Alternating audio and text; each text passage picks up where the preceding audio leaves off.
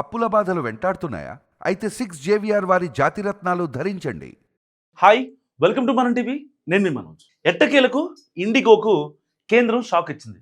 అదేంటి, ఇండిగో వల్ల ప్రయాణికులు ఇబ్బంది పడ్డారు, వీళ్ళేమో డీజీసీఏ నిబంధనలు బాగాలేదని చెప్పి మాట్లాడుతున్నారు. మరి అలాంటప్పుడు ఇబ్బంది పడింది ఇండిగోనే కదా, ఎందుకు ఇండిగోకి మరి కేంద్రం షాక్ ఇచ్చింది?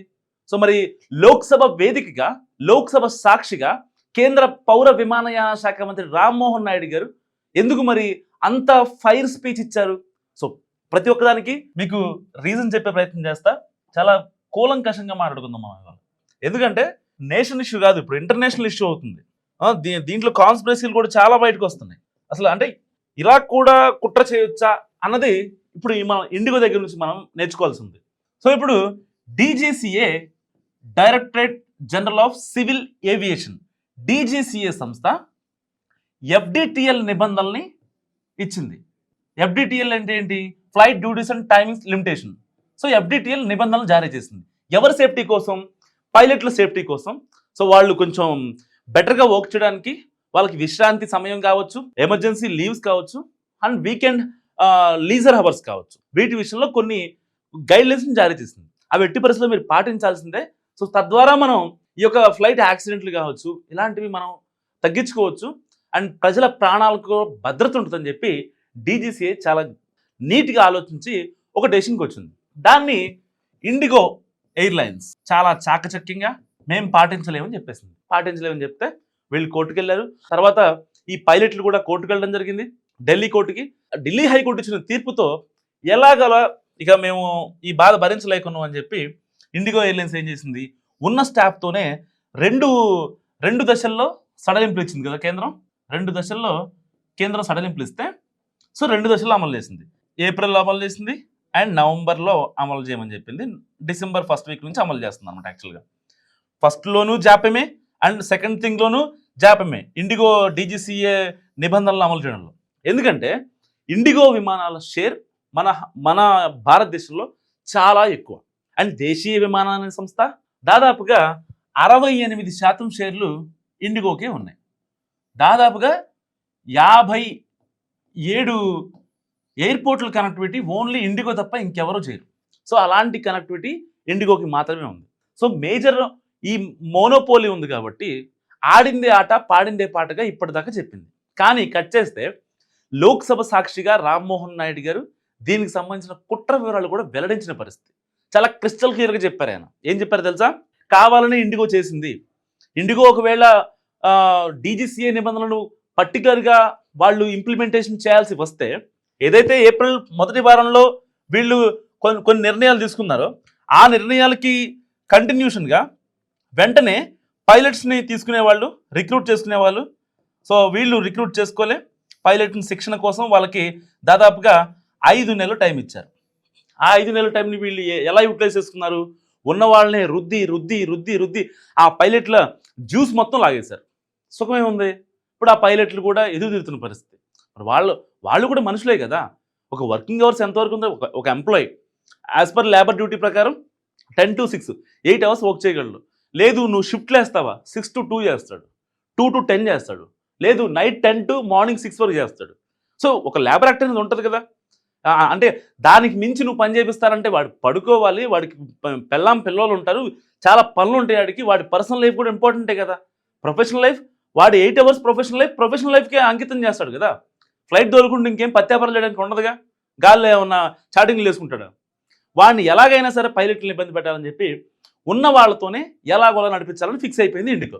దాన్ని గుర్తించిన డీజీసీఏ లేదు మీరు ఇలా చేయండి అని చెప్పి చాలా నీట్గా ఎక్స్ప్లెయిన్ చేసి వాళ్ళకు కొన్ని సడలింపులు కూడా ఇస్తే, దానికి పైపెచ్చు ఇండిగో సీఈఓ మాట్లాడేది ఏంటో తెలుసా? లేదు అసలు మాకు సడలింపులు ఇవ్వలేదు అంటాడు. కళ్ళు దొబ్బా. ఎన్నిసార్లు ఇచ్చారు మీకు సడలింపులు? డీజీసీఏ దగ్గర నుంచి మీకు మేజర్ హోల్డింగ్స్ ఉన్నాయి, మోనోపోలీ ఉంది, మీకు 68% మీ షేర్సే ఉన్నాయి. సో ఎక్కువ కనెక్ట్ అయ్యేది మీ ఇండిగో ఎయిర్లైన్స్ కాబట్టి, సో దానికి కొంచెం సడలింపులు ఇచ్చారు. మనోళ్ళని చెప్పించారు. ఆ భాటియా ఎవడైతే ఉన్నాడో ఇండిగో ఓనరు మనోడని చెప్పించారు. దాన్ని నువ్వు యూటిలైజ్ చేసుకుంటావా, మిస్యూజ్ చేసుకుంటావా? ఒకవేళ ఇప్పుడు మిస్యూజ్ చేసుకుంటే రేపొద్దున డీజీసీఏ కావచ్చు, రేపొద్దున ఏంటి ఇవాళ జరిగింది ఆల్రెడీ ఇండిగో దాదాపుగా 5% విమానాలను కోత విధించింది. పర్ డేకి 2200 విమానాలను తిప్పే ఇండిగో సంస్థ 5% కోత అంటే దాదాపుగా 110 విమానాలను రద్దు చేసేసింది. ఎందుకు చేసింది? వీళ్ళ బలుపు వల్ల కాదా? ఎందుకంత బలుపు చూపించాలి? ఇంతమంది ప్రయాణికులు ఎందుకు ఇబ్బంది పెట్టాలి? ఎవరిచ్చారు మీకు ఆ రైటు? నాకు అర్థంగా అడుగుతున్నా. ఎవరిచ్చారు మీకు ఆ రైటు? లక్షల మంది ప్రయాణికులు, కోట్లలో మనీ రీఫండ్. మళ్ళీ వీళ్ళు చేసే పత్యాపారాలు అంటే తెలుసా ఇండిగో వాళ్ళు? ఆల్రెడీ ఫ్లైట్ క్యాన్సిల్ అవుతుందని తెలుసు, డిలే అవుతుందని తెలుసు, అది టేక్ ఆఫ్ అవ్వదని తెలుసు. ఇన్ని తెలిసినా కూడా అన్ని వెబ్సైట్లు, ఈవెన్ ఇండిగో వెబ్సైట్లు కూడా వాళ్ళ ఫ్లైట్లను పెట్టి బుక్ చేసుకోండి అని చెప్తూ ఉంటారు.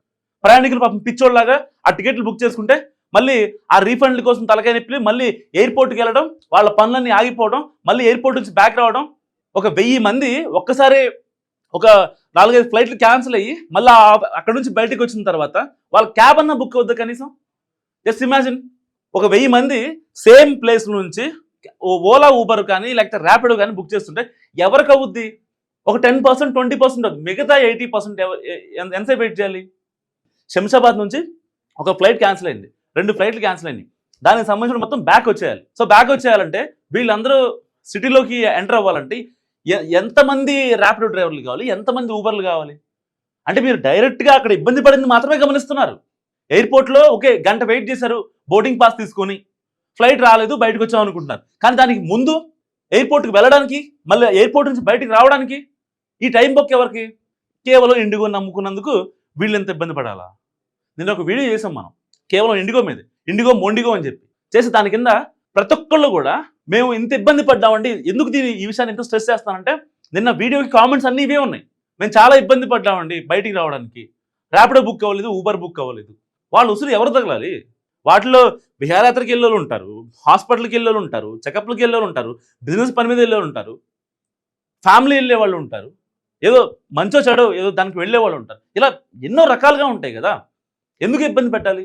నిజంగా ఒక రకంగా ఇండిగోనా కేంద్ర ప్రభుత్వం అంటే ఇండిగో అని గెలిచిందని నేను మాట్లాడుకున్నాం. కానీ ఇప్పుడు ఇండిగో గెలవలా, ఇండిగో గెలిచానని అనుకుంది అంతే.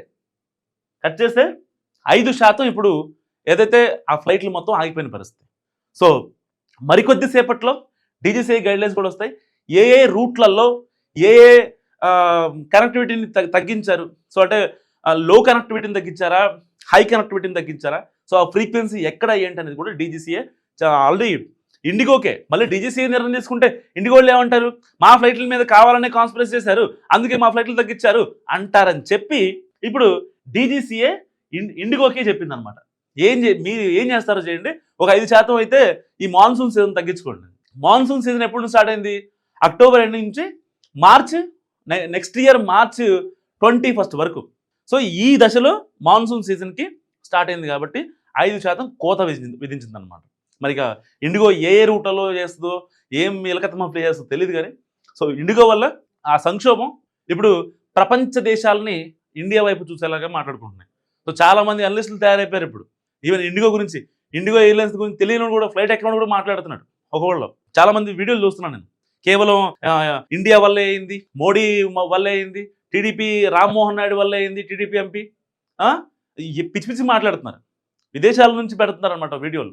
నాకు చూస్తే నిజంగా చాలా బాధేసింది. ఎక్కడైనా ఒక సంక్షోభం ఏర్పడిందంటే దానికి సంబంధించిన లోతుపాతులు ఏంటో చూడాలి, కానీ అక్కడ ఉన్న వాళ్ళని బదులు చేయడానికి లేదు. ఇప్పుడు ఈ విషయంలో కూడా నిన్న మొన్నటి వరకు కేంద్ర మంత్రి రామ్మోహన్ నాయుడు గారిని బ్లేమ్ చేశారు. ఏమైంది? ఏం కాల. ఒక ప్రాపర్ విచారణ, ట్రాన్స్పరెంట్ విచారణ చేయమని చెప్పి ఆయన కోరారు. అంత గమ్మున కాదు కదా రాజీనామా అంటే. రాజీనామా ఎందుకు చేయాలి? అసలు ఇండిగో వచ్చింది ఎప్పుడు? ఈ డీజీసీఐ గైడ్లైన్స్ ఇచ్చింది ఎప్పుడు? ఆయన కేంద్ర మంత్రి రామ్మోహన్ నాయుడు గారు కేంద్ర మంత్రి అయింది ఎప్పుడు? ఏమన్నా సంబంధం ఉందా? డాట్స్ ఏమైనా కనెక్ట్ అవుతున్నాయా? పొంతం లేని సమాధానాలు, పొంతం లేని వీడియోలు. రాజీనామా చేయాలి, రాజీనామా చేయాలి. ఏంటి అది? సర్పంచా లేకపోతే వార్డు మెంబరా రాజీనామా చేయడానికి? కేంద్ర మంత్రి పదవి అది. ఆయన అంత ఎబిలిటీగా లేకపోతే ఇన్నాళ్ళు ఉండగలడా? ఆయన తీసుకున్న నిర్ణయాలు ఏం కాదు కదా. ఆయన ఫ్లైట్ కనెక్టివిటీ కోసం చూస్తున్నారు. ఇంకా ఇండియాలో కొత్త ఎయిర్పోర్ట్లు రావాలి, ఇంకా కనెక్టివిటీ పెరగాలని చెప్పి చాలా గట్టిగా మాట్లాడుతున్నారు ఎప్పటి నుంచో. ఆయన ప్రతి సామాన్యుడు ఫ్లైట్ ఎక్కాలన్న ఇదిలో మాట్లాడుతున్నారు. ఆయన్ని రాజీనామా చేయాలంటే రాజీనామా చేయాల్సి చేస్తాడు, తప్పేముంది? ఆయన నిజంగా ఆయన తప్పు చేస్తే ఆయనే రాజీనామా చేసే వ్యక్తి. ఆయన తప్పు చేయలేదు కదా. తప్పు చేయాల్సిన అవసరం ఏమొచ్చింది ఆయనకి? లంచం ఇచ్చారంటున్నారు. ఇంత ఇండిగో సంస్థ వాడు నిజంగా లంచం ఇస్తే మరి రామ్మోహన్ నాయుడు గారు లోక్సభలో మాట్లాడాల్సిన అవసరం ఏమొస్తుంది? ఇండిగోకి వ్యతిరేకంగా మాట్లాడారు. ఏ సంస్థ అయినా సరే కేంద్ర ప్రభుత్వానికి వ్యతిరేకంగా ఉన్న, ప్రజా సంక్షేమాన్ని పట్టించుకోకపోయినా, మేము కఠిన చర్యలు తీసుకుంటామని చెప్పి చాలా గట్టిగా మాట్లాడారు. మరి అలాంటి వ్యక్తిని మనం రాజీనామా చేయడం ఎంతవరకు కరెక్ట్ నాకు అర్థం కావట్లేదు. మీరేమనుకుంటారో మస్ట్ కామెంట్ చేయండి. చూస్తూనే ఉండండి మన టీవీ.